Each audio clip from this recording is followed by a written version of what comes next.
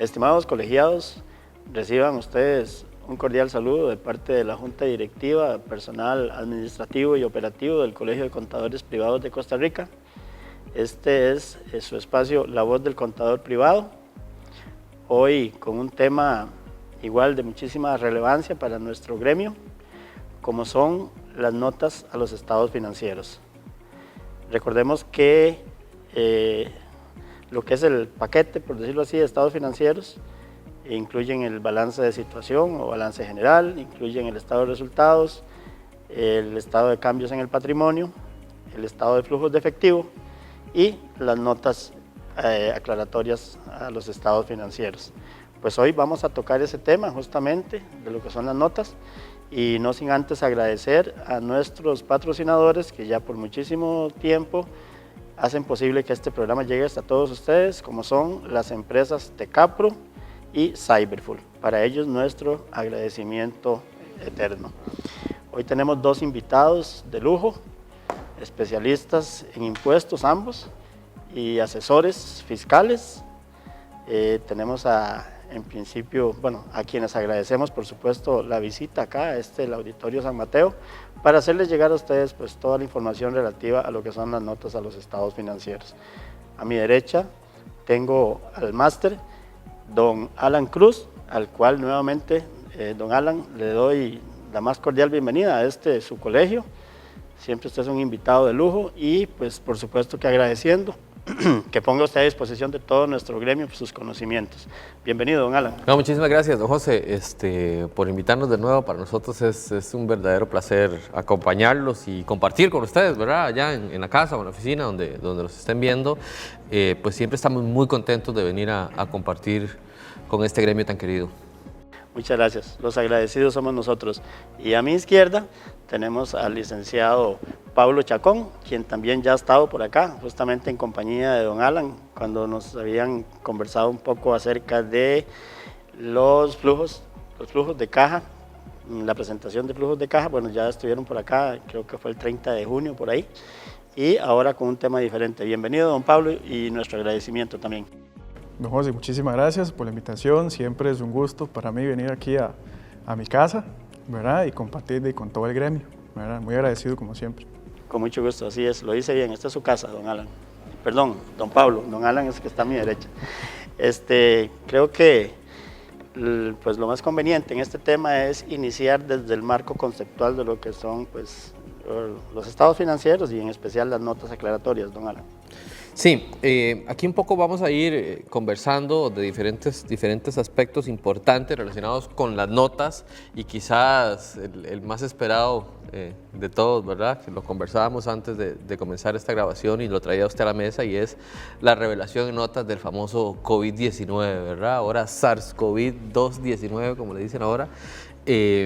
Un poco pensando en esa receta ideal para los estados financieros, pues nada, o sea, la labor del contador en el ejercicio de la realización de los estados financieros pasa un poco por la medición, ¿no? Es decir, la cuantificación, determinación de importes, métodos de evaluación, los costos que se revelan en los estados financieros, el reconocimiento como tal, que lo vemos en su aspecto más tangible en el asiento contable, la presentación de acuerdo a la NIC 1, ¿no? Donde pues está el juego completo de estados financieros y por supuesto las notas, y aquí es donde hoy nos vamos a enfocar, digamos, en ese cuarto componente de la receta ideal para los estados financieros, y es las notas aclaratorias a los estados financieros, que hoy, en razón del contexto mundial en el que vivimos en esta pandemia, toman una relevancia importante, porque no solo tienen que mostrar la información detallada para los tomadores de decisiones, sea la junta directiva o el banco, o quien sea que le esté dando su financiamiento o refinanciamiento, si es que lamentablemente su empresa se ha visto afectada, y sin duda la revelación de todos los impactos. Y ahorita, que supongo que es una pregunta mandatoria que traemos, vamos a hablar un poco de qué debería traer a este punto de la historia y durante el próximo 1 o 2 años la nota que revela pues, el impacto del COVID en los diferentes componentes a los estados financieros. Sí, digamos, usualmente estamos acostumbrados a hablar de estados financieros y lo que siempre vemos en un juego es, como decía usted, don José, estado de situación financiera, estado de resultados, cambios en patrimonio y estado de flujos de efectivo. pero hemos visto muchas veces estados financieros sin notas, ¿verdad? Y a veces casi siempre es muy complicado poder entender e interpretar muy bien los saldos que se presentan en el estado financiero sin tener notas, ¿verdad? Y Alan nos hablaba de una fórmula, una receta que por lo menos seguimos en el despacho, que es lo mismo que plantea el marco conceptual de las normas internacionales, ¿verdad? Que es nuestro marco de referencia, que son los cuatro pasos, ¿verdad? Medición, reconocimiento, presentación y revelación. Entonces, para entenderle un ejemplo, quizá práctico, digamos que usted va a hacer el registro del gasto por impuesto de renta, ¿verdad? Medición. ¿Cómo mide usted el gasto por impuesto de renta? Bueno, entonces usted tiene que irse a la utilidad contable del estado de resultados, ¿verdad? Antes de impuestos, tiene que hacerle ajustes de las partidas conciliatorias, para efectos fiscales, gastos no deducibles, ingresos no gravables, llegar a una nueva utilidad fiscal, una base imponible, eso usted lo multiplica por la tasa de impuesto y el resultado o el producto de esa multiplicación le da el gasto por impuesto de renta corriente. Bueno, todo ese proceso, ¿verdad? Es parte de la medición.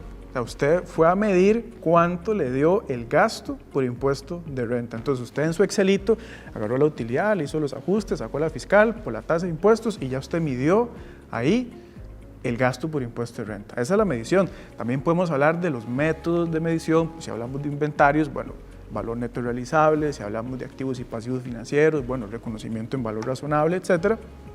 Ahí está la medición. Eso todo lo tenemos muy claro, ¿verdad?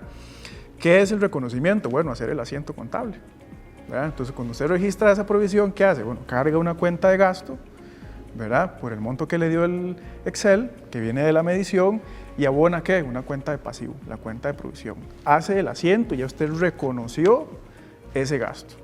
Entonces, medición y reconocimiento. El tercero es presentación. ¿Qué es presentación? Bueno, cuando yo me llevo eso ya al estado financiero. Entonces, yo sé que esa cuenta de gasto lo puedo ubicar en el estado de resultados, casi al final, donde viene la partida de gasto por impuesto de renta, que viene el corriente, viene el diferido, y yo lo pongo ahí en el corriente. Y sé que ese mismo importe lo puedo ir a buscar al pasivo, en el estado de situación, donde yo también presenté esa provisión. Y por último, viene la revelación, que es que a veces se nos olvida revelar las informaciones importantes de los saldos, ¿verdad? Revelación, bueno, podríamos pensar en dos escenarios. La parte que nos asusta, como el apocalipsis, ¿verdad? Que son las revelaciones, que es la que nos dice realmente el core, ¿verdad? Lo importante, lo fuerte. O lo pensamos como en la parte bonita, que nos da las aclaraciones, ¿verdad? Por ahí dicen que el apocalipsis no es un libro feo, más bien es un libro bonito, por las revelaciones. Entonces, todo lo que a mí no me dice el saldo de la cuenta, o todo lo que yo quiero entender de más, ir y profundizar sobre ese saldo, el estado financiero en sí no me lo dice. El estado financiero, el estado de situación y el de resultados me dice cuánto le dio, pero no me dice qué hay detrás. ¿Quién sí me lo dice? La nota de impuesto sobre la renta. Entonces, ¿qué esperaría yo que diga la nota del impuesto de renta? Bueno, ¿cuál tasa de impuesto utilizó? ¿Cuáles fueron las partidas que usted utilizó para la conciliación fiscal? ¿De dónde viene la utilidad? Si usted, por ejemplo, está considerando partidas temporarias o permanentes. Todo eso en una prosa muy bonita, ¿verdad? Porque formato no hay, la norma no se mete en formatos. La norma le dice esto es lo que yo ocupo que usted revele. Usted, con su imaginación, su creatividad y su juicio profesional, redacta su párrafo y dice esta fue mi utilidad, hace un cuadrito con la utilidad, más los ajustes, utilidad fiscal. Y eso, entonces ya usted agarra el saldo de la cuenta y se va a la nota y dice, ya entendí de dónde viene ese monto, ¿verdad? Finalidad de la nota, explicarme qué fue lo que hice en el asiento para llevarlo al estado financiero. Y esto es muy importante para agregar valor a la profesión del contador, del oficio del contador, porque es que el futuro y las sociedades más avanzadas en esta materia, como hemos dicho en otros momentos en este mismo foro, el contador es el ingeniero financiero del futuro, ¿sí? Y cuando usted ve expectativas económicas que vaticina la Comisión Económica para América Latina, el propio Banco Mundial, etcétera, la tendencia hacia mediano plazo en Latinoamérica, incluido nuestro país, es la fiscalidad agresiva. ¿sí? Entonces ya vemos que la OCDE, los organismos, las administraciones tributarias, incluida la nuestra, ya vienen recetando contabilidad electrónica, libros electrónicos, facturación electrónica. Ahora viene el famoso CABIS, donde vienen las categorizaciones de las actividades económicas. ¿Y cuál es el objetivo de esto? De que básicamente el trabajo de registro, porque se confunde el trabajo de la contabilidad con el trabajo de registro y se piensa que el contador es el que toma las facturas y los documentos y los registra, ¿verdad? Que el trabajo de registro quede en manos de un software o de un proceso automatizado. Entonces, si usted piensa en el futuro, en esa profesión, siendo un ingeniero financiero, un experto de asesoría, la revelación de la nota es quizás el trabajo del futuro y lo más importante, y es que desde la perspectiva de los tomadores de decisiones, de los financieros que aprueban créditos en los bancos, de la gente que se dedica a comprar negocios haciendo procesos de adquisiciones o fusiones, la historia tiene que estar contada desde las notas. La nota no es un eco contable de las transacciones registradas. Es decir, yo no voy a revelar en la nota el registro contable como tal, sino voy a contar la historia de esto. Siempre yo suelo decir que la nota debe responder a un principio que yo llamo principio PAR, ¿sí? Tiene que ser pertinente, autónoma y relevante. Quiere decir que con cualquier nota que usted lea, usted tiene que tener la información necesaria, suficiente para entender lo que está haciendo y no tener que ir a revisar los asientos y los registros contables para saber qué es lo que se está registrando en eso, ni tener que pedirle al contador o al auxiliar el balance de comprobación, sino que esa nota es PAR, pertinente, autónoma y relevante, porque ahí usted tiene la información necesaria para entender la historia del negocio detrás de los estados financieros. Tres cosas, y usted lo decía bien, don Alan.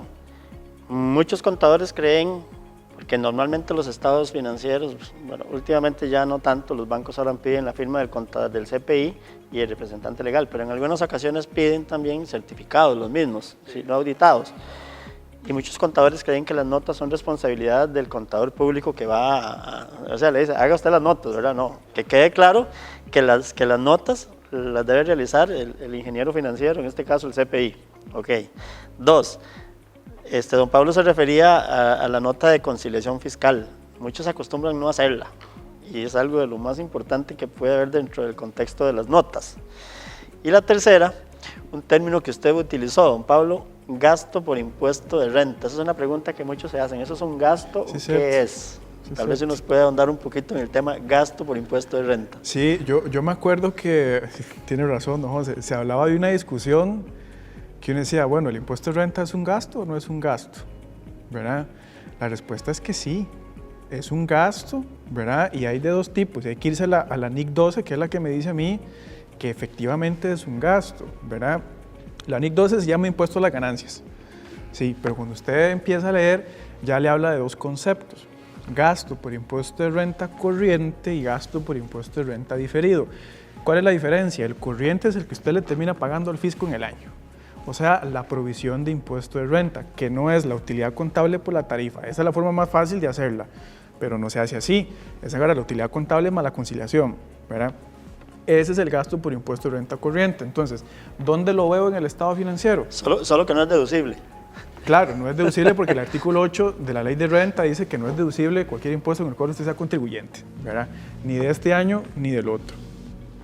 En el estado de resultados, ¿dónde se ve? Bueno, usted empieza con la parte de la utilidad bruta, se va a la utilidad operativa. Cuando pasa a los gastos financieros, usted tiene una línea que se llama utilidad antes de impuestos, ¿verdad? O la UAI, utilidad antes de impuestos e intereses, digamos. Lo que le sigue es una partida de gasto por impuesto de renta y tiene que haber dos subpartidas, corriente y diferido. Tiene que separarse. Corriente es el que yo le pago a Hacienda este año, ¿verdad? O sea, lo que me va a dar el impuesto de renta en la D101, y el diferido es el que surge de las partidas temporarias. Pero ¿de qué es un gasto? Es un gasto y tiene que verse así en el estado de resultados, ¿verdad? Sí, y esto es importante porque cuando uno suele ver la revelación de la nota, pues yo que tuve la experiencia de estar del lado atrás del escritorio en el banco, cuando uno ve la nota y ve que no hay revelación de diferido, por ejemplo, o que no hay una conciliación fiscal, o usted no ve una partida de gastos no deducibles, uno desconfía. Es que no hay forma de no pasar por esto. Le voy a poner un ejemplo. Todas las sociedades mercantiles de Costa Rica tienen que pagar el impuesto a las personas jurídicas y la ley expresamente dice que no es deducible. Entonces, solo por ahí, cualquier sociedad mercantil ya tiene un gasto no deducible. Entonces, cuando yo veo los estados financieros y veo las notas a los estados financieros y veo que no hay el reconocimiento del diferido, ni tampoco en la nota veo por lo menos el sumarizado de los gastos no deducibles, yo desconfío de la gestión administrativa y contable que están haciendo de la compañía. Mira que yo fui a una reunión justamente por algo que queremos hacer a través del colegio con los diferentes ejecutivos de los bancos de crédito.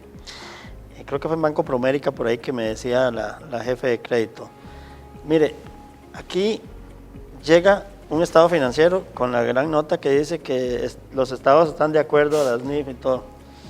Y con solo ver el estado, con solo ver la presentación, ya yo me doy cuenta que no es cierto, ¿verdad? Entonces, ese es un copy-pegue. Muy dado decir, esto está con NIF y todo el tema, ¿verdad? Pero no es cierto.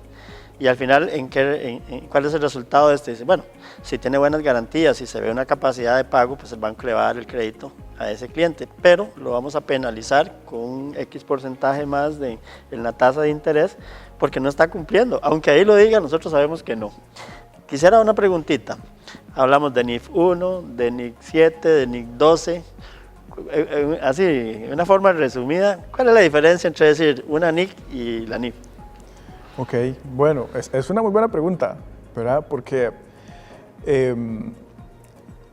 sí o sí nos tiene que llevar a lo que va a venir después, a lo que va a venir en el futuro. Y ya me explico. La NIC, que es Norma Internacional de Contabilidad, ¿verdad? En esencia lo que le da son los parámetros, ¿verdad? Para hacer los asientos contables, ¿verdad? Que fueron las primeras que salieron. Antes eran NIC, bueno, antes eran los PSGA, ¿verdad? Los principios, que ya no los vemos como un conjunto solito, sino que quedaron inherentes en todas las normas, ¿verdad? Seguimos respetando los principios como el de Vengo, ¿verdad? Siempre los principios van a existir, claro, siempre. pero ya no están ya no son el marco de referencia. Ahora los principios son parte del marco de referencia. El marco de referencia son las NIF. Entonces, cuando usted lee las NIF, se da cuenta, mira, aquí hay un principio de negocio en marcha, aquí hay un principio de materialidad, que era cuando teníamos la lista. Principios, ¿verdad? Después vienen las NIC, Normas Internacionales de Contabilidad, que nos dicen cómo hacer asientos, básicamente. ¿Qué es lo que sucede? Que el comité de normas, el que emite las normas allá en Europa, la tendencia es migrar de la NIC a la NIF, porque la NIF se ve como más fancy, como más bonita, más profesional, porque ya no es una norma internacional de contabilidad, sino una norma internacional de ¿qué? De información financiera, que no es lo mismo, ¿verdad? Entonces lo que me da es un parámetro para no solamente aplicar un asiento, sino para interpretar los criterios, para interpretar la aplicación de una forma más sistemática. Y si usted compara, por ejemplo, una norma, una NIC contra una NIF, la NIF es mucho más técnica. Por eso usted ve las nuevas normas, hablemos de las tres que por lo menos para NIF Pymes están exentas, NIF 9, NIF 15 y NIF 16. NIF 9, instrumentos financieros, NIF 15, reconocimiento de ingresos y NIF 16, arrendamientos. Cuando usted se pone a leer la NIF, dice, güey, pucha, esto es para, ¿verdad? Sí. O sea, esto es fuerte. Grandes ligas. Pero son grandes ligas, pero tal vez el texto de la NIC, si me voy a la NIC 17 de leasing o me voy a la NIC 11 de ingresos, eran un poco más sencillas. Entonces, no nos extrañemos que cuando viene una NIF es porque está derogando una NIC, porque ya las NICs hay que irlas dejando, ¿verdad? Porque eran un poco más sencillitas y como estamos migrando a un análisis, como decía Alan, ya no es solamente el registro, sino un análisis de información financiera, ahí es donde la NIF me ayuda, ¿verdad? Tal vez a diferencia de los US GAAPs, que los US GAAPs son normas, ¿verdad? Sí, un poco más así, pero entonces la norma es, yo podría decir que es la modificación, es la versión actualizada, es el upgrade, ¿verdad? Es la actualización de la NIC y que vamos para NIF 100%, sabiendo que hay NIC SP, y son las normas para el sector público, y tenemos las NIF, que yo tengo de dos tipos, NIF Full, que es supuestamente para las compañías que cotizan en bolsa o que sus instrumentos de deuda o patrimoniales son públicos, y las NIF para pymes, que son las que no son entidades públicas o que no publican información. Dije supuestamente porque por lo menos aquí en Costa Rica nos gusta aplicar la NIF full, aunque tengamos que aplicar la NIF para pymes. Sí, esto que decía Pablo es importante porque nos lleva a una nota casi no, mandatoria en los estados financieros que tiene que ver con las bases de presentación, ¿verdad? Y esto que usted dice es el pan de cada día, ¿no?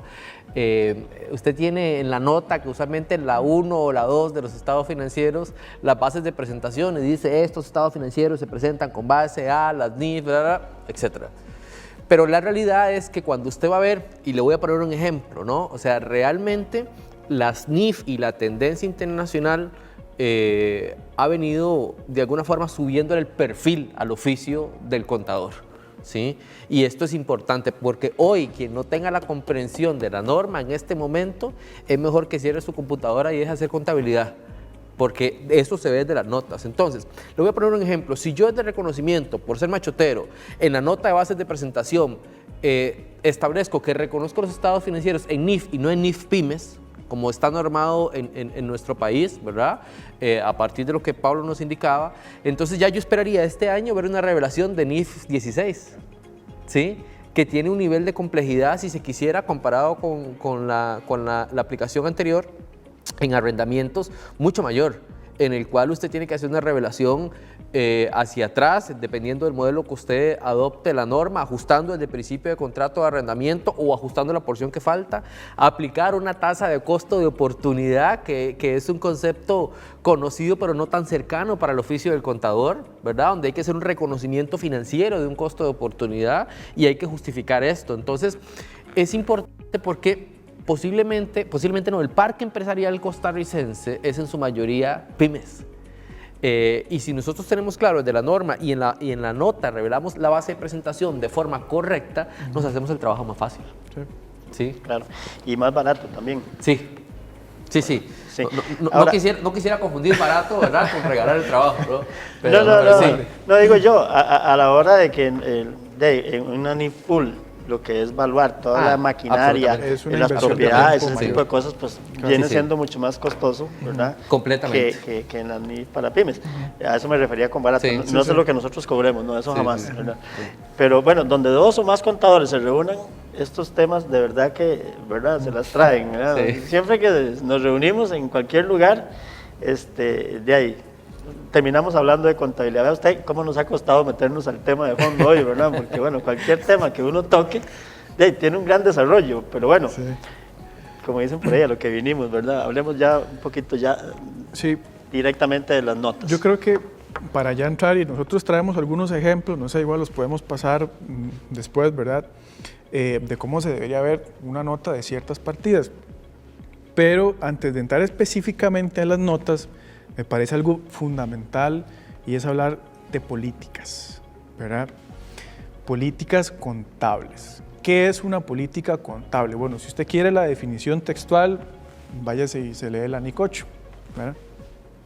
Si usted quiere la definición de conversación de amigos, bueno, hablemos de políticas. Digamos qué son estos parámetros, estos estándares, estas premisas que establece la administración, no el contador. El contador no define las políticas contables.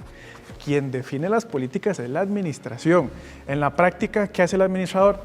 Le delega eso al contador, pero bueno. Los estados financieros son responsabilidad de la administración. De la administración, ¿verdad? Y cuando el representante legal firma el estado financiero o cuando se aprueba en la junta directiva, los responsables por esas cifras son el que firmó y la junta directiva, ¿verdad? El contador es el preparador de información financiera. Entonces, lo que uno ve usualmente es que la administración le dice al contador, bueno, haga usted las políticas y luego las revisamos. Entonces, el contador, en su conocimiento de la empresa, pues redacta las políticas. Pero, de nuevo, la norma es muy clara y dice elaboradas por la administración, ¿verdad? Que son los que toman las decisiones. Bueno, ¿y qué me dice una política? Me dice cómo la compañía registra las transacciones en base al marco de referencia. Todas las compañías deberían tener políticas distintas. Si ustedes de esos machoteros que agarran el mismo template para todas las compañías, ahí hay un problema. O sea, puede agarrar el formato, pero tiene que hacerle las modificaciones, porque todas las compañías son distintas. Una compañía tiene inventarios, otra no. Una tiene partes relacionadas, otra no. Una puede tener gasto por impuesto de renta y otra no, porque tal vez está en zona franca. Entonces no es lo mismo, ¿verdad? Y cuando uno ve un estado financiero sin políticas, uno dice, ah, caray, ¿cómo hicieron el estado financiero si no hay políticas? Entonces uno dice, sí, el contador utilizó su juicio, porque somos profesionales de criterio, ¿verdad? Como dice don Arturo Baltodano, hombres y mujeres de criterio, pero ¿qué pasa si el contador se va? ¿Dónde quedó ese criterio?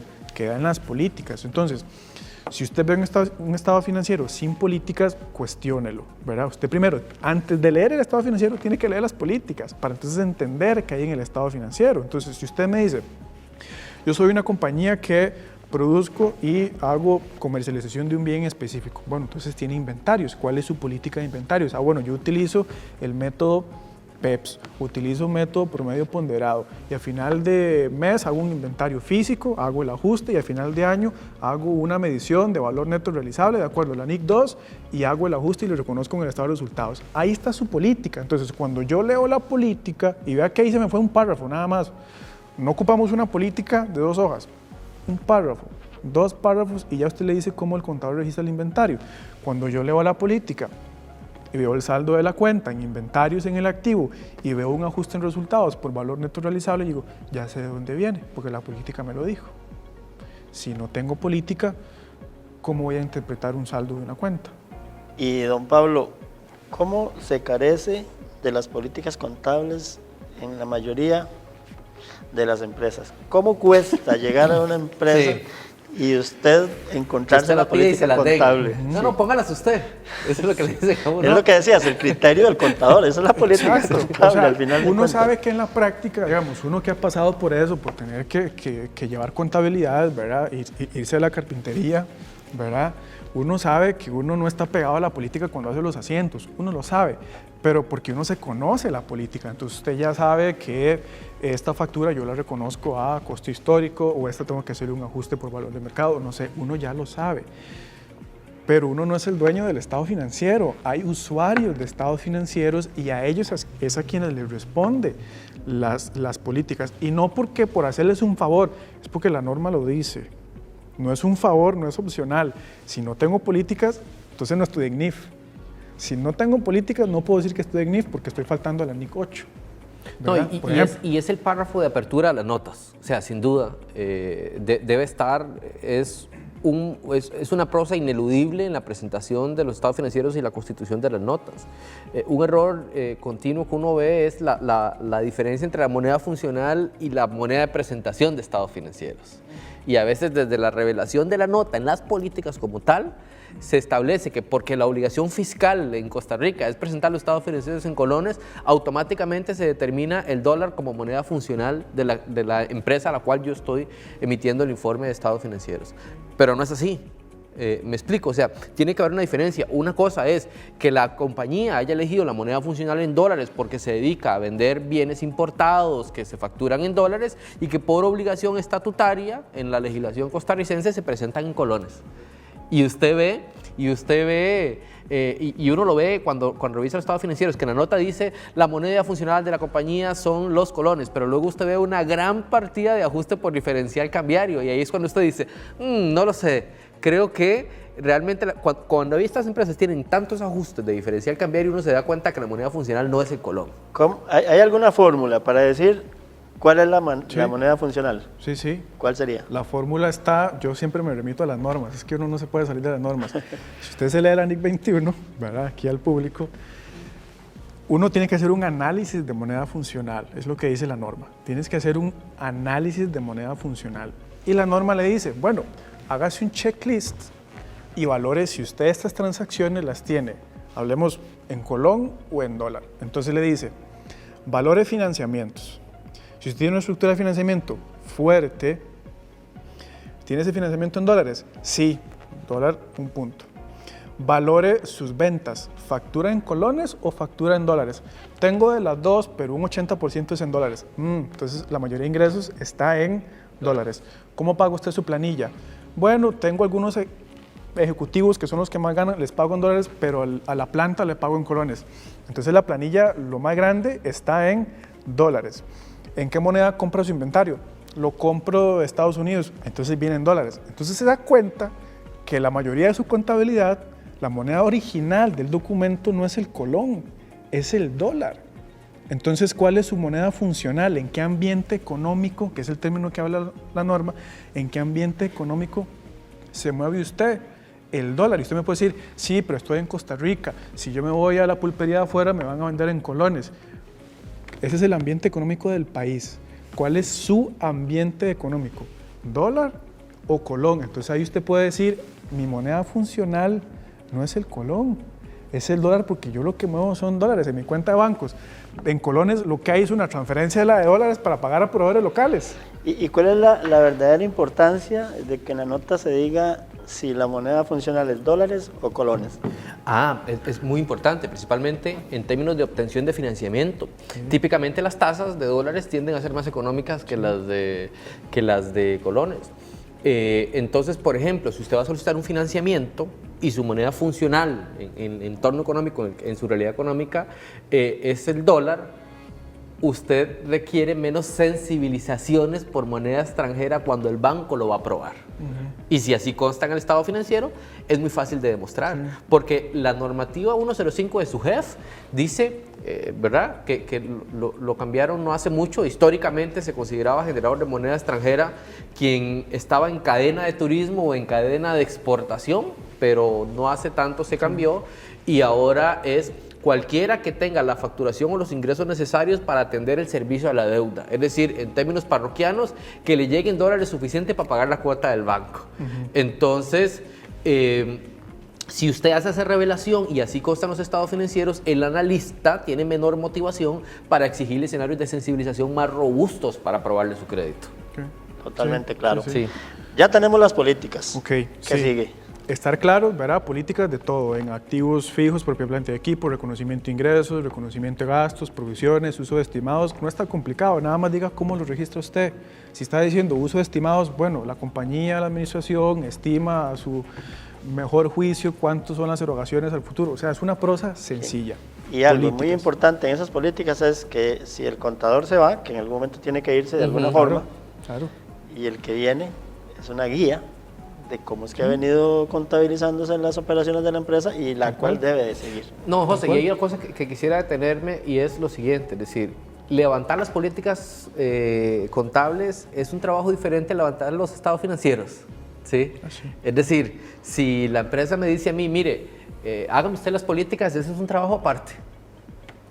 Diferente a los estados financieros. Y que se cobra por aparte. Se cobra por aparte, ¿verdad? Porque se sabe cómo eso suena bien. Sí, o sea, y lo digo porque la realidad es que se confunde, o sea, cuando uno sale a la calle y usted toma a algún cliente, el cliente le dice, mira, pásame las políticas contables, no, levántemelas usted. Es que no es tan sencillo, o sea, eso es como conocer a alguien, literalmente. Entonces, yo tengo que hacer un trabajo de levantamiento de políticas si quiero ser responsable con la información. Bueno, en estos tiempos de reinventarse, puede ser un nuevo producto para los contadores. Dedicarse ¿verdad? a hacer políticas. Bueno, hagamos claro, especialistas en políticas y los vendemos a las empresas. O sea, nosotros estamos viendo una fuente importante de trabajo en temas de reestructuraciones, políticas y notas, porque ya la transaccional, o sea, ya perfectamente usted tiene el software de facturación electrónica, lo integra a su software contable, usted le asigna a este proveedor una cuenta de gasto y ella le mete los asientos. Entonces, usted lo que tiene que hacer es analizar nada más. Entonces, se vuelve un trabajo más pro. Hay software que de la aceptación de la factura le levanta el borrador de la declaración y el registro contable. Entonces, por eso es importante. Pasando ya a los ejemplos en concreto de esto y cerrando el tema de las políticas, si hay un cambio de políticas, es importante dejarlo notar en el párrafo de apertura de las notas. Vamos a recorrer algunos ejemplos. Si se quisiera, pues cuando vean esta transmisión nos pueden dejar su correo abajo en los comentarios y con muchísimo gusto les podemos mandar un compendio de formato, de ejemplos de notas y además les podemos compartir el cuestionario base. Vamos a repetir esa oferta que usted nos hace. Sí, con mucho gusto. Va de nuevo. Mucho gusto. Apúntela ahí porque... Sí. Vamos, si ustedes nos dejan el comentario aquí abajo de este video con su correo electrónico, les vamos a compartir el compendio de notas ejemplo para que lo puedan usar en la elaboración de sus estados financieros. Y además de esto, el cuestionario base... Es un ejemplo, ¿verdad? Lo que dijo don Pablo, es no un es igual machote, para todos, ¿verdad? ¿verdad? No, sí, exacto, sí, es un ejemplo, es un formato de referencia. Es una plantilla, Sí, digamos. una Formatos de plantilla. referencia. Ok. Que por cierto es algo que los abogados hacen muy bien, ¿sabe? Formatos de referencia. Y la otra, pues también les vamos a compartir el cuestionario base para hacer la nota de revelación del impacto del COVID, que eso es importante. Pues un poco para compartir conocimiento con la comunidad. Ya si quieren las políticas, eso se cobra por aparte. Sí, sí. Ok. Bien. Notas. Notas. Lo que a uno le hacen dos preguntas. ¿Cómo hago una nota y qué información meto en la nota? Son las dos preguntas que uno le hace. El cómo hacerlas, aquí estamos hablando de formato, esto queda a discreción de cada uno.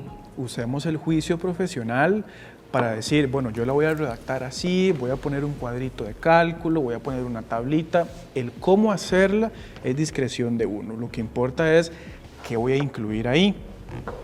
Y de nuevo, me voy a las normas. Todas las normas, NIC y NIF, al final traen un título que dice información a revelar. Entonces, cuando usted se lee los bullets, los puntos de la información a revelar, usted se da cuenta que eso es lo que tiene que llevarse a la nota. La norma se lo dice, ¿verdad? Cuando estamos aplicando una norma en específico. Y usted me dice, bueno, pero es que yo no tengo una norma de cuentas por cobrar. Ok, se la compro. ¿Qué le interesa a usted revelar en cuentas por cobrar? Digamos que son comerciales, porque no me puede mezclar comerciales con relacionadas ni con socios, ¿verdad? Y eso es prueba superada, hay que separarlo. Esas cuentas a cobrar a socios de por sí es muy cuestionado, ¿verdad? Y ojo con el riesgo tributario de eso, ¿verdad? Sí. Pero bueno, eso es tema aparte. Entonces sí. digamos que yo estoy hablando de cuentas por cobrar comerciales, entendiendo que son las de mis clientes. ¿Qué tengo que revelar yo en la nota? Bueno, pongo cuentas por cobrar comerciales o cuentas por cobrar a clientes. Usted dice, al 31 de diciembre, para actualizarnos con la reforma, el saldo de las cuentas por cobrar es tanto. Usted presenta el comparativo con los saldos. A mí me interesa saber, uno, quiénes son los principales clientes que le deben plata a usted. O sea, saque materialidad, saque todo su listado de clientes y diga, del 30% para arriba es lo que a mí me interesa revelar. Entonces, ¿cuáles son sus principales clientes? Me interesa que usted ponga ahí la política de crédito. O sea, yo digo, a este cliente le tengo 30 días, a este 45, a este 60. Y entonces, si le pedí la política de crédito, me interesa saber la antigüedad del saldo. O sea, que si yo a don José Mora le vendo a 30 días, pero en la antigüedad resulta que tiene facturas a 45, bueno, ¿por qué tiene 15 días de delay, de retraso? Y usted me dice, bueno, pero es que por el COVID él me pidió que le hiciera bien poquito. Bueno, entonces en la nota ponga eso. Las facturas comerciales que están pasadas, que están ahí con un tiempo extra por la política, la administración de la compañía decidió otorgarles 30 días más por el COVID. ¿Eso no se lo dice el saldo de la cuenta en el balance de situación? Sí. ¿Qué le dice? ¿Dónde usted encuentra esa información? En la nota. O si usted tiene un total de cuentas a cobrar de 100 millones. Ajá. Resulta que 90 millones pertenecen a un solo cliente. Esto es importante, que dicha que lo menciona, porque las notas son dicha o desdicha, depende de quién la vea, ¿no? Depende de quién la lea, con el ojo que la lea. Esto es importante porque regresamos a lo que les decía yo hace un rato. O sea, la nota tiene que contar la historia del negocio, lo que hay detrás. Tiene que ser pertinente, autónoma y relevante. Todo este ejemplo que Pablo nos daba en quién es la cuenta, si es comercial o no es comercial, ¿verdad? Porque no es lo mismo deberle a mi papá que deberle a don José, por supuesto, ¿verdad? Porque las condiciones comerciales de exigibilidad y contractuales son diferentes, ¿sí? No solo eso, la antigüedad de saldo me demuestra que también es la gestión gerencial administrativa de esa compañía, y eso lo veo desde ahí. Entonces, si yo desde esa nota, siguiendo el ejemplo de las cuentas por cobrar... O si dentro de ese contexto, esa estructura, esas cuentas por cobrar, de ahí más de la mitad es incobrable, porque tiene 150 días de... Claro, o yo pongo mi política que cobro toda 30 días, pero la antigüedad de saldos o el aging, como le dicen en inglés, excede los 120 días, yo digo, ¿qué será? ¿Verdad? Y aquí hay un caso particular, porque yo he visto situaciones en las que es cierto que cuando usted ve la bolsa completa de cuentas por cobrar, el promedio de cobro tira más encima de la política. Digamos que usted puso en su nota la política de 30, pero cuando usted saca el promedio, ojo, y les voy a dar este ejemplo porque, de nuevo, el contador tiene que hoy interiorizar que su función es todavía de un perfil mucho más alto del que ya de por sí era. ¿sí?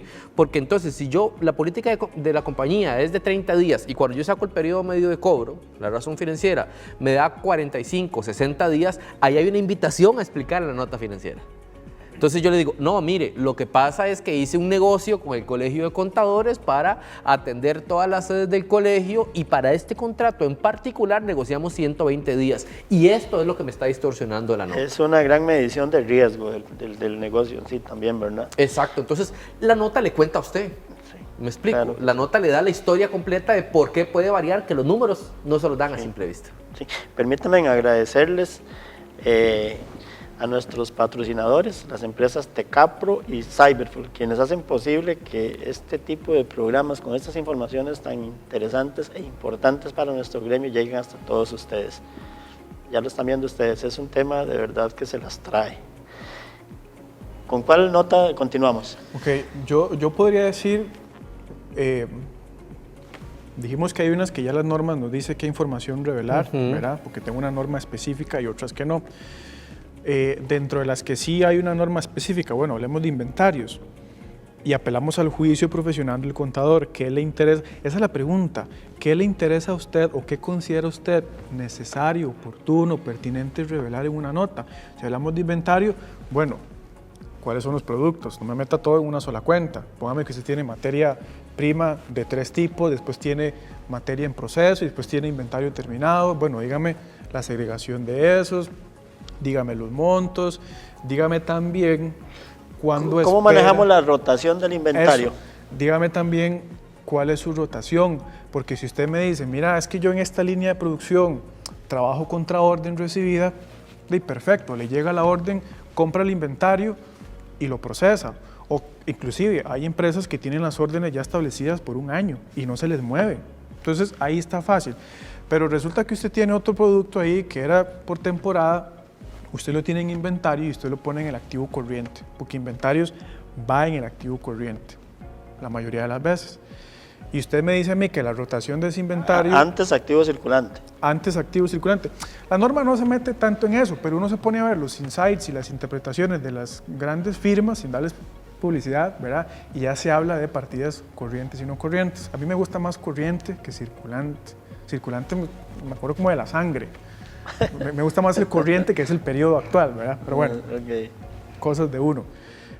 Si usted me dice que la rotación de ese inventario tiene pegado ahí 12 meses, 15 meses, 2 años, yo le digo, pues entonces ese tiene que reclasificármelo a un inventario no corriente, porque usted no espera venderlo en este año. Pero ese análisis, esa información de más, pues de nuevo, no me lo da el saldo de la cuenta, me lo tiene que dar la nota, ¿verdad? Entonces, usted en esa nota de inventario, yo espero que usted me lo segregue, me diga cada cuánto rotan, me diga cómo es el patrón de consumo, cuánto tienen materia prima, cuánto tienen proceso, cuánto tienen terminado. Y también, a la luz de la norma internacional, dígame, ¿cuál es el método de evaluación que usted hace, ¿verdad? Para evaluar al final de mes el inventario? ¿Y cómo hace usted el cálculo de valor neto realizable? Que es algo que la norma, la NIC 2, lo pide y entonces que probablemente muy poca gente lo hace, porque eso es lo que uno se ve en la calle. Pero bueno, si usted lo hace, va a tener que revelarme cuáles fueron los costos de comercialización que usted utilizó, cuáles fueron los promedios de precios de venta que usted utilizó, cuánto le costó a usted esa mercadería, para entonces decir si el valor neto realizable estaba por encima o por debajo del valor en libros del inventario que va con el método. Y adicional, si usted de taquito utiliza otro método de evaluación para efectos fiscales, me parece importante que lo revele, porque entonces va a tener que llevar una partida conciliatoria, que yo no recomiendo llevar distintos métodos. Lleve el mismo porque si no se le va a hacer una complicación, pero si lleva otro, tiene que ponerlo ahí, que usted diga, para efectos fiscales el inventario se evalúa y el costo de venta se determina con base a este otro método. Sí, y otra cosa importante para contar la historia completa es, si por alguna razón su cliente o su negocio está sujeto a estacionalidades, hay que revelar esa estacionalidad en la nota, para que principalmente en la industria bancaria el analista que lo vea tenga capacidad de, porque el ejercicio de análisis financiero es sencillo. Usted ve la política de la compañía, la nota de inventarios, ve el periodo medio de inventario, el ciclo de caja completo y con base en eso usted determina un criterio técnico. Pero si yo tengo desviaciones, porque pongamos un ejemplo, usted se dedica a vender miel, y los fabricantes de miel compran prácticamente una vez al año la totalidad de la miel por la producción, la almacenan y la van vendiendo durante el año. Y yo lo tomo a usted en el momento justo en el que se está bajando de caldera el contenedor con los estañones de miel, posiblemente voy a ver una rotación completamente deteriorada, que no me va a contar la historia, ¿sí? O principalmente si usted se dedica a fabricar uniformes escolares, ¿no? Más ahora con el COVID. Entonces, si usted está sometido a alguna estacionalidad que lo están tomando en el momento en el que desde el análisis técnico usted no se va a ver tan guapo, es importante hacer la revelación. Bueno, y ahora con estos tiempos que los estudiantes no van a clases, imagínense, alguien que haga ya los uniformes en algún momento posiblemente no se van a utilizar porque, todo ese stock, porque es virtual. Claro, claro. Sí. Pero ahorita hablamos de esa nota y qué se debe revelar en el COVID, ¿verdad? Okay. Más o menos una guía general de las preguntas que uno se debería lanzar o lanzarle al cliente para poder revelar en la nota. Algo que se me ha olvidado decir es la referencia o la referenciación que se hace en el estado financiero con las notas, ¿verdad? Que es lo que va en el medio entre el nombre de la cuenta o el grupo de cuentas y los saldos, ¿verdad? Usualmente uno ve número y letra y a veces uno le dicen, bueno, ¿qué es la letra? Bueno, usualmente el número de política, el número de nota, ya los confundí, número de la nota y la letra es la política. Entonces, si estamos hablando de una cuenta de ingresos, digamos que el detalle de la cuenta de ingresos está en la nota 15, pero yo en mi política 1 o en mi nota 1 tengo todas las políticas por A, B, C y D y mi reconocimiento de ingresos es la D, entonces va a ser 15D. Entonces voy al detalle de la cuenta y me voy a la política. Eso es donde uno entiende la letra y el número, ¿verdad? Eso es lo que yo he visto que así se hace, no sé si hay gente que lo hace diferente, pero usualmente en auditoría es... Sí. Nota y política. Yo lo he visto, por ejemplo, y tengo que decirlo, yo lo hago así, pero está muy bueno la recomendación que nos da, ¿verdad? Porque normalmente dice, ok, si la política es 4 y tiene A, B, C, D, E, F, entonces en la nota, ahí en el balance, pues va a decir en la nota 4F, digamos. Y así referencia. Pero me parece como más ordenado, sí, que que sea letra, sea política y lo que sea... Sí, es que al final la política es el primer punto en las notas, es la base central de las notas sobre la cual se va a servir todo lo demás. Sí, y pues así logra referenciar qué hay en la cuenta y cómo se registró lo que está en la cuenta. El detalle de la nota y el detalle de la política. Hablemos de la propiedad, planta y equipo, que los activos fijos son un universo olvidado en las compañías y en la contabilidad. Yo no sé, yo tengo un especial riña, digamos, o pleito de siempre, pleito eterno con propiedad, planta y equipo. ¿Por qué? Porque tenemos una norma fiscal muy específica para propiedad, planta y equipo, ¿verdad? La norma contable NIC 16 y NIC 36. La NIC 16 habla de la política para vidas útiles, a efectos de registrar depreciación, desgaste del uso de los activos. Nos habla de qué componentes se deben capitalizar como parte del activo y el umbral, digamos, de a partir de qué monto yo digo que esto es activo y a partir de qué monto yo digo que es gasto o es costo. Casualmente, fiscalmente también tenemos una política para todo eso. Sí, esa conciliación en esta parte es sumamente laboriosa, ¿verdad? ¿Qué es lo que sucede? Que para evitar ese camino, ¿qué hace la gente? No, mi política es la fiscal, anexo 2 del reglamento a la ley del impuesto sobre la renta. Entonces yo capitalizo o considero a partir del 25% del salario base como costo, o sea, lo que me da 110,000 pesos, creo que es, de ahí para arriba es activo y de ahí para abajo es gasto. Y de precio conforme a las tasas de depreciación de Hacienda. Y usted dice, ¿eso es lo que dice la norma contable? Y resulta que no. La norma contable le dice que para la vida útil tiene que ser un juicio de la administración con base en la experiencia y criterios técnicos. Un ejemplo, si tengo una maquinaria de producción, ¿quién me va a dar la vida útil? ¿O el fabricante o el ingeniero? Tributación no me da la vida útil de eso. Sí, y hay otros ejemplos todavía más groseros. O sea, usted se va al anexo 2 del reglamento a la ley del impuesto sobre la renta y tiene que una computadora se deprecia 5 años. 5 años. Yo no recuerdo la última vez que usé más de 2 años una computadora. Sí. Ahí que entra un celular el juicio. se deprecia a 5 años. Ahí entra el juicio de la administración. Entonces, para poner ejemplos bien claritos, y esto afecta más a las grandes compañías que a las pequeñas. por el tamaño de su parque de activos. Incluso las grandes compañías que hoy están en régimen de zona franca, es una zona de dolor impresionante, en la que hay grandes oportunidades de negocio, porque el auxiliar de activos fijos o de propiedad, planta y equipo no es 100% confiable. Y aquí pongo otro tema sobre la mesa, y es que desde la revelación ya yo tengo que reconocer si hay algún diferido en vías útiles, por ejemplo, que no lo estoy viendo. Que tienen que haber, o sea, yo por eso digo que tengo como una riña especial, porque cuando a mí me dicen yo deprecio con base a las vías útiles de Hacienda y me voy al 25% del salario base, yo digo, pero es que eso es una política fiscal, contablemente, y te pongo un ejemplo peor, Alan. Una computadora, uno dice, la uso 2 o 3 años. Eso es lo que usualmente uno cambia la computadora. Entonces la administración debería decir, yo deprecio a 3 años. Fiscalmente tengo 5, bueno, hay una diferencia temporaria, genial. Está bien, prueba superada. Pero ¿qué pasa si yo voy por el año 3 y la computadora todavía sirve y traigo al muchacho de TI, al técnico en soporte, y me dice, no, esa computadora le dura 3 años más, si quiere la puede seguir usando? Y entonces me pone un dilema, porque entonces ya la vida útil que me da el técnico, que es la que valida la norma, va en contra de mi política, porque yo en la política tenía que depreciaba 3 años. Bueno, la NIC 8 me da la oportunidad de hacer un cambio en estimaciones, y yo puedo agarrar ese activo y reestructurarle la depreciación para que sea en 5 años, la norma sí me lo permite, pero yo tengo que hacer un análisis detrás de eso, ¿verdad? No tiene que hacer un ajuste de años anteriores en ese caso.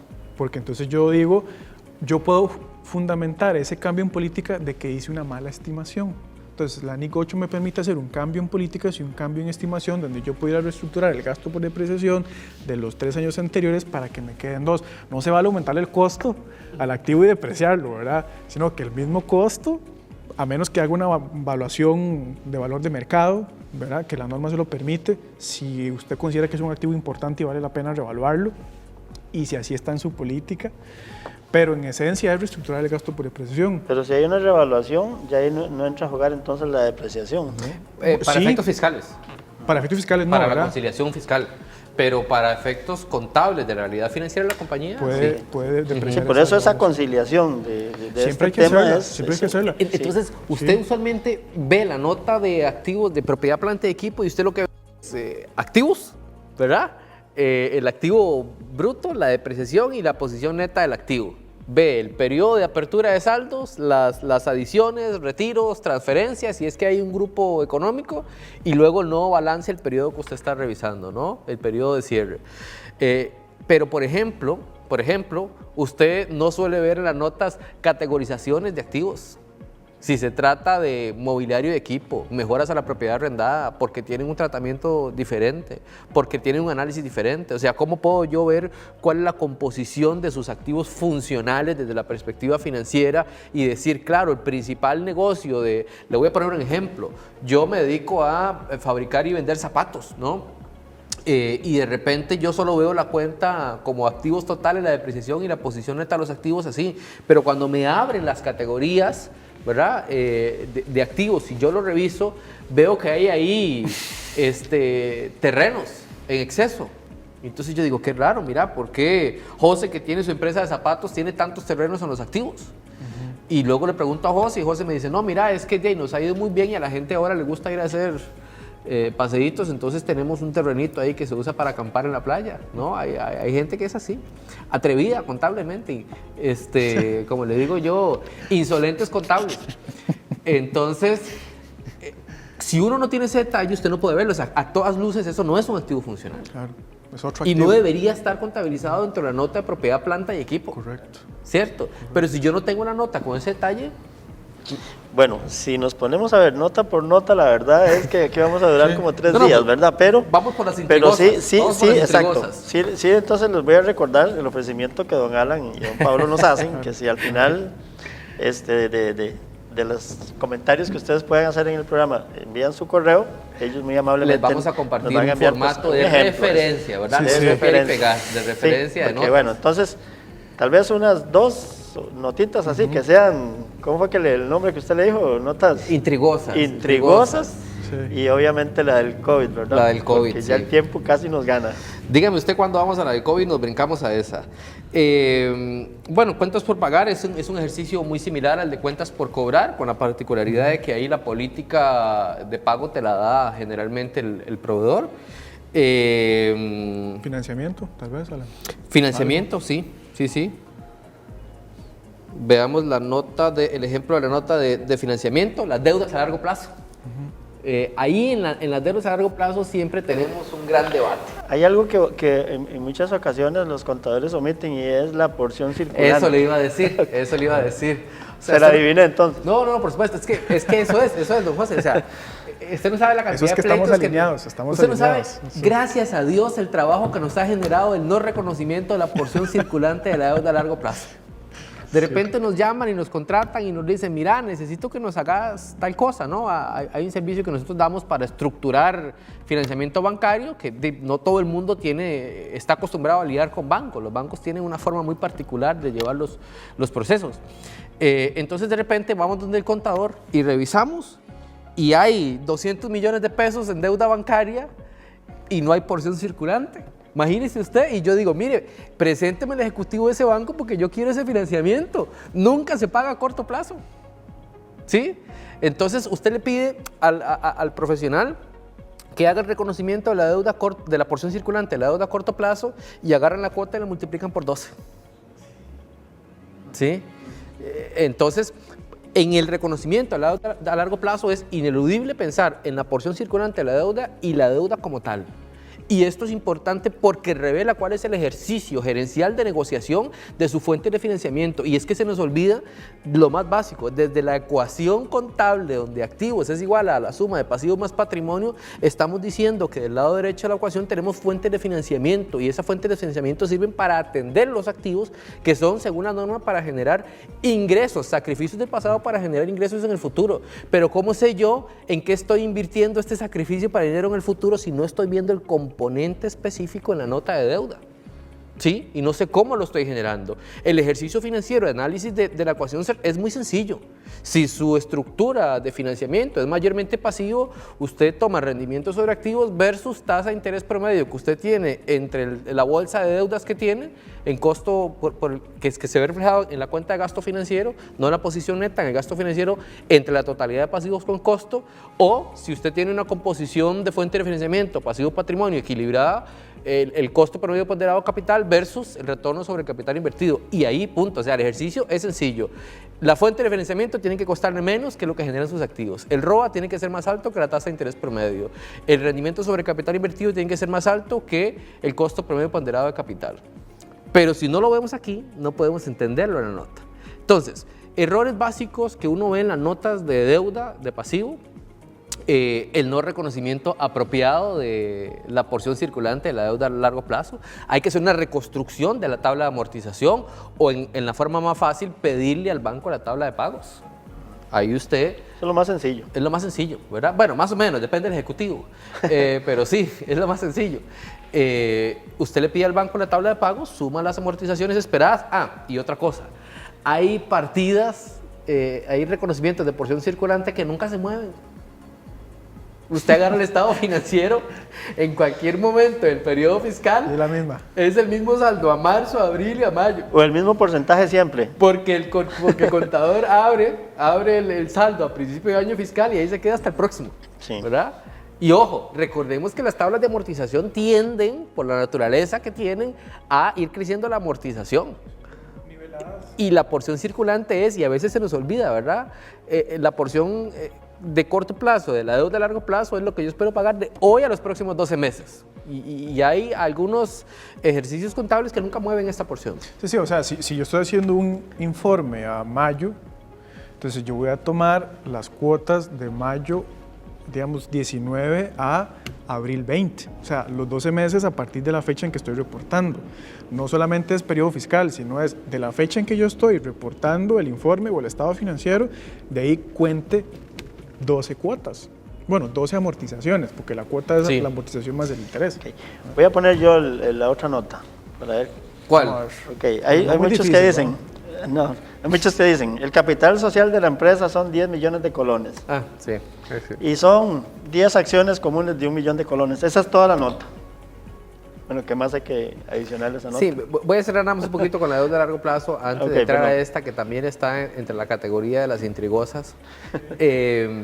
Y es que la deuda no solo debe ir acompañada del reconocimiento de la porción de largo y la circulante, sino también tiene que tener quiénes son los acreedores, cuál es la forma de pago, cuál es la tasa de interés que tiene asociada a este crédito. Incluso, en algunos casos, yo en lo personal, siendo funcionario bancario, me sentiría hasta confiado con ver cuál es la garantía que responde a esa deuda. Evidentemente, el tamaño de la información que ponemos depende de quién le estamos dando la información, ¿sí? Si es para un proceso de evaluación que alguien me va a comprar, sí, pero si es para un proceso de un banco, hay que dar la información necesaria para que puedan leer y tomar la decisión con base en lo que estamos analizando.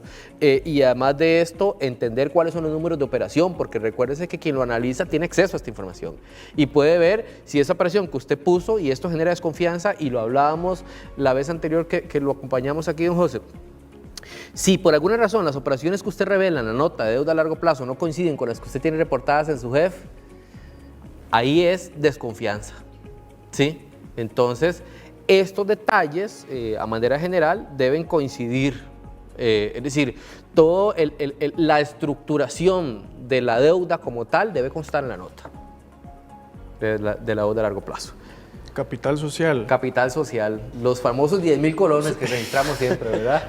La mayoría de las empresas tienen 10.000 colones de capital social. Sí, ¿verdad? que fue cuando hicieron la inscripción y a veces ni los 9 pagaron, acciones ¿verdad? las tiene el señor y Ajá. una acción la esposa, Sí, normalmente. sí. Eso es muy común. Ok, lo primero que yo diría es, la norma contable nos pide la utilidad reflejarla por acción.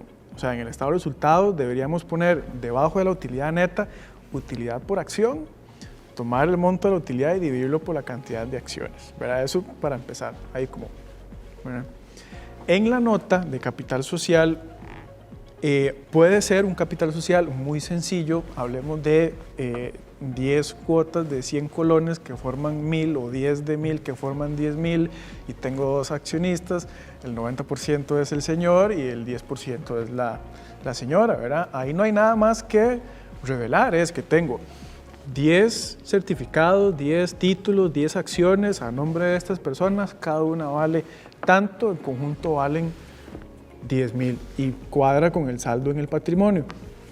Pero usted puede tener, por ejemplo, acciones comunes, acciones preferentes, acciones disponibles a la venta en tesorería, con participación, sin participación. Pagos basados en acciones. Bueno, pagos basados en acciones, usualmente las compañías transnacionales, ¿verdad?, que aplican NIF 2 y le Ahí se ofrecen al pierde empleado. lo anónimo de la sociedad. Ahí hay que decir quiénes son los socios. Claro, pero es que depende de quién le vas a entregar la información, ¿verdad? Por supuesto, se pierde un poco. Ya de por sí Hacienda nos había levantado Sí, porque puede ser el fuero societario. una compañía transnacional que como parte de la compensación a sus empleados le ofrece la compra de acciones y póngale que es una compañía que a nivel mundial, porque usualmente no es de la subsidiaria, sino es de la matriz, ¿verdad? Porque la subsidiaria no tiene acciones porque la dueña es la matriz. Pero póngale que es una compañía que a nivel mundial tiene 50.000 empleados, no me vas a poner los 50.000 nombres, ¿verdad? Sino nada más me pone que estas son las que están disponibles a las ventas, estas son las comunes, preferenciales, la cantidad, ¿no? Y si ya es una compañía muy importante, bueno, y si cotiza en Estados Unidos, la SEC te pone un requisito de ver cuáles son, ¿verdad? Pero aquí hay algo importante, que esto es algo que vengo diciendo, siempre cuadre la nota de capital social contra el registro de accionistas. Tiene que ser igual. Si no es igual, o el estado financiero está mal, o declaró mal el registro de accionistas. Ahora tenemos la famosa declaración del registro de beneficiarios finales. Ya está, estamos tiene que pegar con eso. 22 días de que regrese otra vez. Sí, bueno, sí, en septiembre. Entonces, si la estructura de capital es sencilla, porque tengo 10 acciones comunes, que la mayoría de las compañías acá, pues nada más revele eso. ¿Qué más tiene que revelar? Probablemente nada. No sé, si usted quiere revelar una política de dividendos, pues bueno, eso es algo opcional, estaría bien. Pero si usted sabe que tiene acciones en tesorería, preferentes, con derecho a voto, sin derecho a voto, bueno, si la administración lo considera importante, revelarlo, revélelo. Si no es importante, no lo revele. Sí, y la otra cosa también que uno como profesional en la rama, usted puede recomendar a su cliente, cuando usted está construyendo la nota y usted está viendo que el capital social es de 10.000 colones y las utilidades retenidas de 150 millones de colones, es una gran oportunidad para recomendarle a su cliente un proceso de capitalización. Porque, acciones, ¿verdad? Porque si ya tenés las utilidades retenidas, es cuestión de reclasificar en patrimonio, contra el acta, libros. El tema es que este capital social nosotros generalmente lo registramos y pasamos por el registro, vemos que pega con el registro de transparencia y beneficiarios finales y listo, pero ahí tenemos una oportunidad de asesorar a nuestro cliente y decirle, mira, así es como vos reflejás el compromiso con tu compañía. Vos crees en tu compañía y tu compromiso vale 10,000 colones. O menos, O menos, que sean varios ¿verdad? accionistas. Y la otra cosa en la nota es cuando yo tengo algún tipo de acción preferente o pagos basados en acciones o lo que sea, además tengo que revelar cuánto sería para entender un poco a algunas compañías, y esto no es una figura tan compleja, de hecho las empresas medianas incluso lo podrían hacer con sus principales ejecutivos. Las grandes compañías transnacionales lo que hacen es que, como decía Pablo, te dicen, José, mira, como vos sos un ejecutivo importante, que para nosotros trae una cantidad de ingreso importante, yo te voy a dar 10 acciones de la compañía, pero esas acciones se van a madurar en un plazo de 5 años. ¿Sí? 2 el primer año y así sucesivamente. ¿Por qué? Porque ese es un incentivo para que vos te quedes en la compañía y no te vayas. Entonces, si vos tenés un ejecutivo importante y no querés darle participación accionaria inmediata sin su compromiso, puedes hacerlo en libros de esta forma.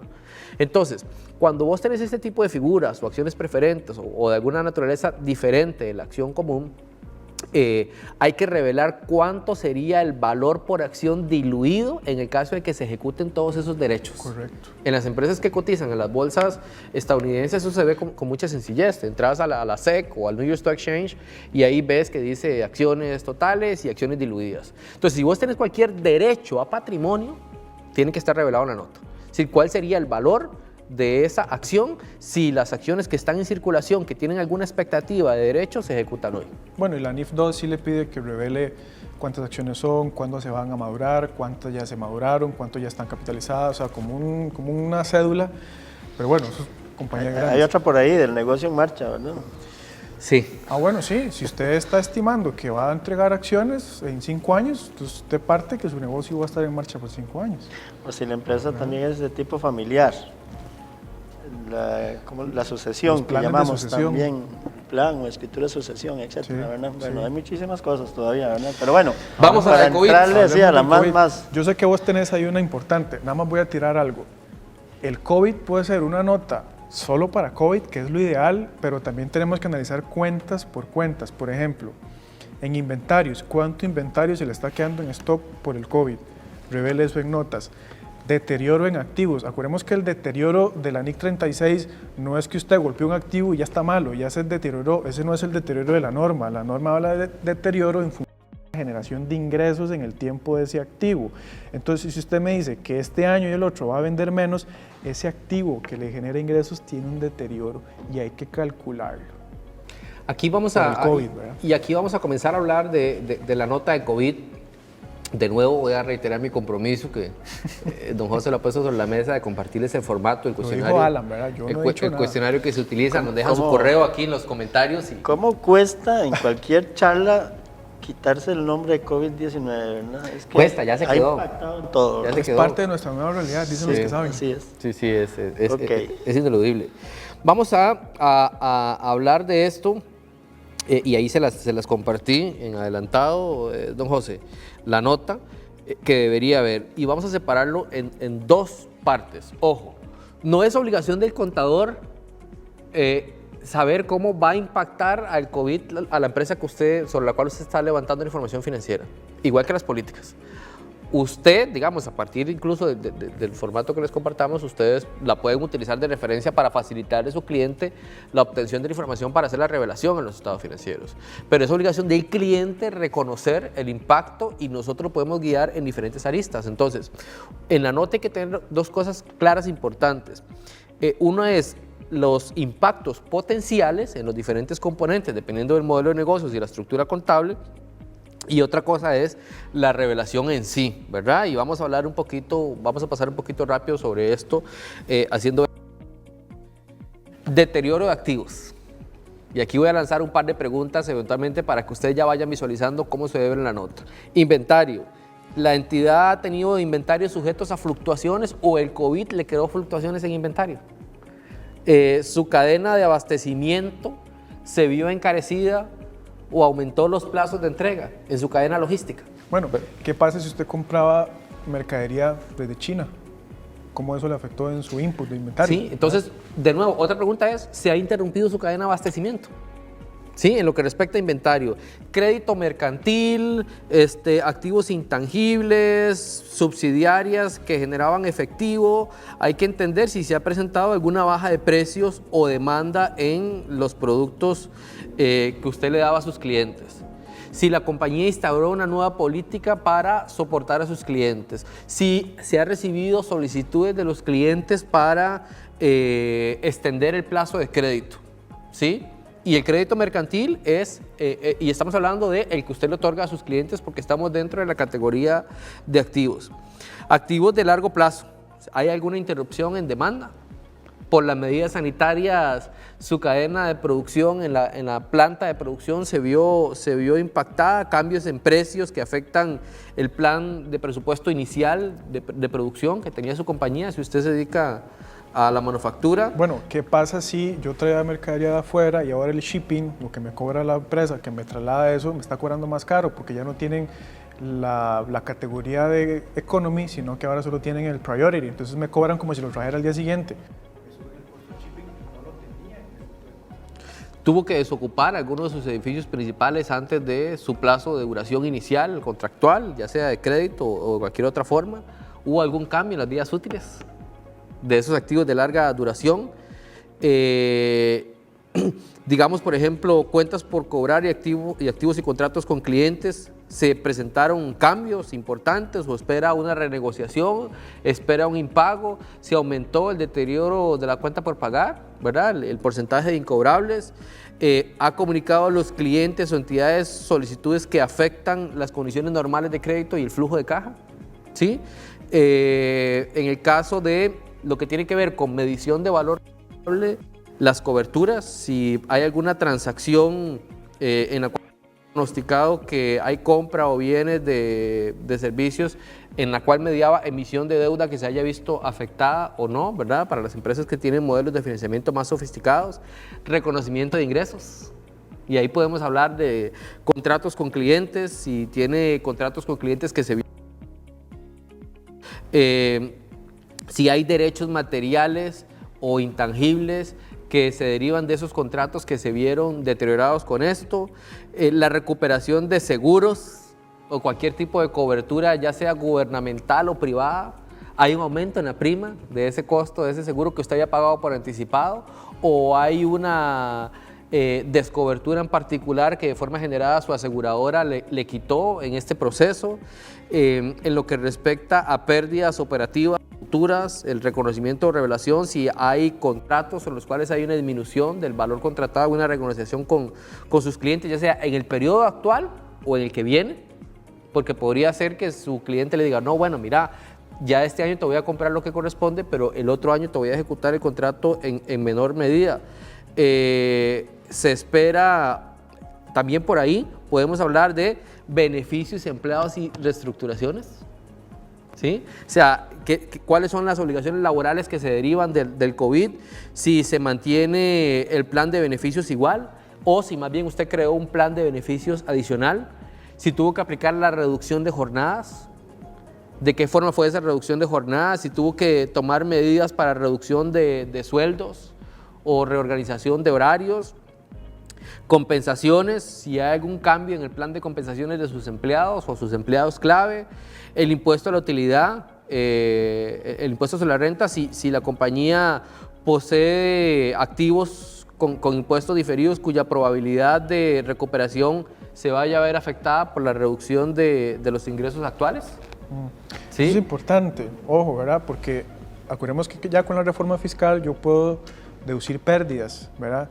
Este año va a haber gente que va a tener pérdidas. Recomendación, documente bien esas pérdidas para que las pueda usar fiscalmente. Y si usted tenía activos por impuesto de renta diferido, que era lo que decía Alan, que son diferencias temporarias deducibles que usted esperaba realizar en el 2020, en el 21, en el 22, y usted sabe que no va a tener utilidad gravable, bueno, la norma le pide que entonces no reconozca esas diferencias temporarias. ¿Cuánto nos queda, José, para ver qué más le damos de esta nota? Estamos pasados, ¿no? Ya, Bueno, estamos. ahí ya. Bueno, ahí se las compartimos, pero también pasa por el tema de concentración, riesgos en los cuales hay algún nivel de estimación significativa que yo puedo dar certeza, cómo afecta el famoso negocio en marcha, eventos posteriores, mediciones por variaciones en normas, si es que usted aplica, digamos, US GAAP y NIF, cómo evalúa y analiza la administración, la ejecución de estos planes y lo más importante, principalmente si usted va a obtener financiamiento, el plan de acción y contingencia